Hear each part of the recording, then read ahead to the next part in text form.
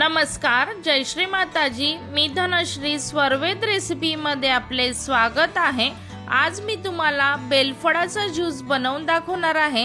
बेलफळाचा juice उन्हाळ्यामध्ये पिल्याने तो शरीराला थंडावा देतो। उन्हाळ्यामध्ये बेलफळ हे भरपूर प्रमाणामध्ये अवेलेबल असतात। हा ज्यूस पिल्याने शुगर पण कंट्रोल राहायला मदत होते। भरपूर औषधी गुणकारी हा ज्यूस आहे।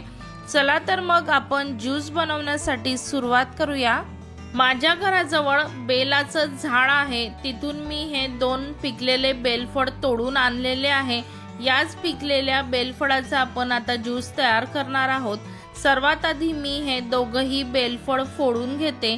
मी फोडत आहे त्याप्रमाणे हे दोघही बेलफळ फोडून घ्यायचे आहे आणि याचा आपण गर काढून घेणार आहोत।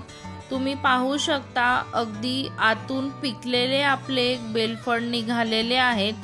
या चमच्याने मी या दोघही बेलफळामधला गर काढून घेते। ज्यूस साठी बेलफळ घेताना वरतून पूर्ण पिवळं असलेलंच बेलफळ घ्यायचं आहे, म्हणजेच ते मग आतून छान असं पिवळं आणि पिकलेलं आपलं बेलफळ निघतं। मग आपल्याला गर काढण्यासाठी अगदी सोपं जातं आणि गर पण जास्त निघतो। दोघही बेलफळामधला मी गर चमच्याने काढून घेते।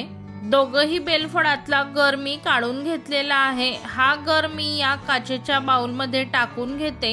यानंतर आपण या गर मध्ये 1 ग्लास पाणी टाकून घेणार आहोत आणि हे मी बटाटा मॅशरने मॅश करून घेते, म्हणजेच आपला गर वेगळा होईल आणि या बेलफळामध्ये बिया असतात त्या पण वेगळ्या होतील।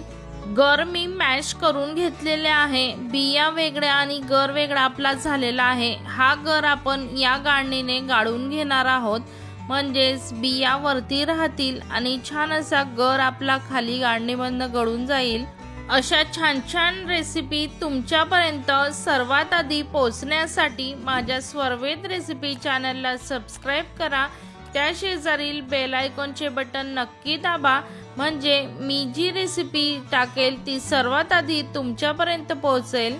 पूर्ण गर मी गाळणीने गाळून घेतलेला आहे। पुन्हा मी यामध्ये 1 ग्लास पाणी टाकून घेते आणि राहिलेला गर पण मी गाळून घेते। पूर्ण गर मी गाळून घेतलेला आहे। यानंतर आपण यामध्ये 2 चमचे पिठी साखर टाकून घेणार आहोत आणि ही पिठी साखर मी या गर मध्ये पूर्ण मिक्स करून घेते। बरेच बेलफळ नॅचरली गोड असतात, त्यामध्ये साखर टाकण्याची आवश्यकता नसते। हे मी घेतलेलं बेलफळ गोड नव्हतं, त्यामुळे मी यामध्ये 2 चमचे साखर घातलेली आहे। तुम्ही जे बेलफळ ज्यूस साठी घ्याल ते गोड आहे की नाही त्यावर यामध्ये साखर घालायची आहे। आणि ज्यांना शुगर आहे त्यांनी साखरेच्या ऐवजी यामध्ये 2 चमचे मध टाकायचं आहे।